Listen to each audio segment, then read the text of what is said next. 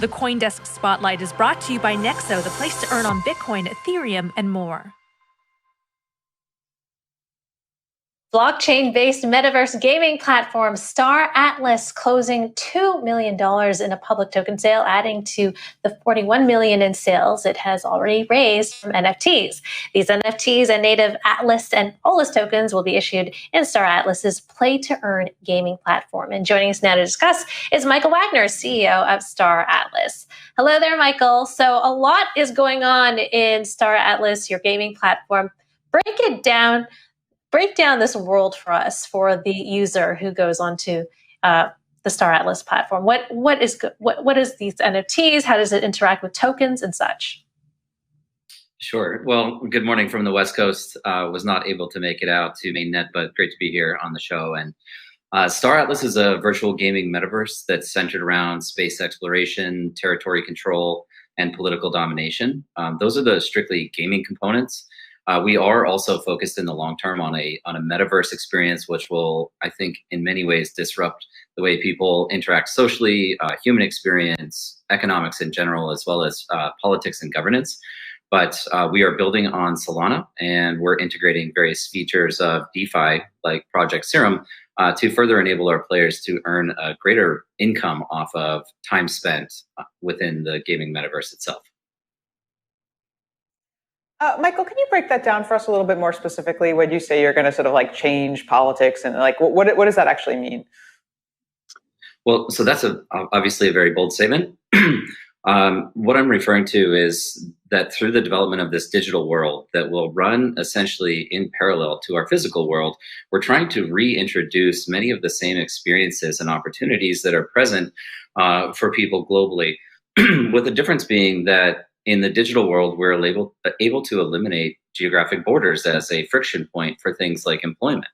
And so we've actually seen this with play-to-earn gaming in Axie Infinity, where an entire economy in the Philippines was able to be supported effectively through the Axie gaming model. We think that is going to be a major demographic for our player base, as well as major opportunity for people in developing nations around the world to be able to seek gainful employment, whether it's through the ownership of these NFTs or simply being employed by people within the metaverse itself in this digital world. Michael, you mentioned Axie Infinity on Ethereum. I also have heard about Aurora on Solana. Similarities and differences, perhaps you can discuss? You know, I'm unfortunately not as well appraised on the competitive products out there right now in the play to earn space. We've been very much heads down in the trenches developing ourselves. It's been quite a busy year for us. We just launched at the beginning of the year in January. We rolled out an NFT marketplace product in April that we developed for the launch of a campaign that we called Rebirth, Genesis of a Metaverse. And this was a digital art collectible campaign. And then more recently, to your point, we executed on our token generation event on an updated game economics and tokenomics white paper, as well as rolling out our galactic asset offering. So unfortunately, my head's been a bit in the sand. So not following along with too much that's going on externally. But I can tell you one of the things that really separates us or differentiates us is the simple fact that we're building out to a higher quality standard, so AAA quality gaming standard, which translates into cinematic quality, hyper realistic graphics for our players. Mm-hmm. I also saw that you had an initial exchange offering on FTX, which sounds very similar to an initial coin offering, an ICO. Is this a security? We certainly don't think of them as securities. These are utility-driven assets that are intended to be used within the Star Atlas metaverse itself.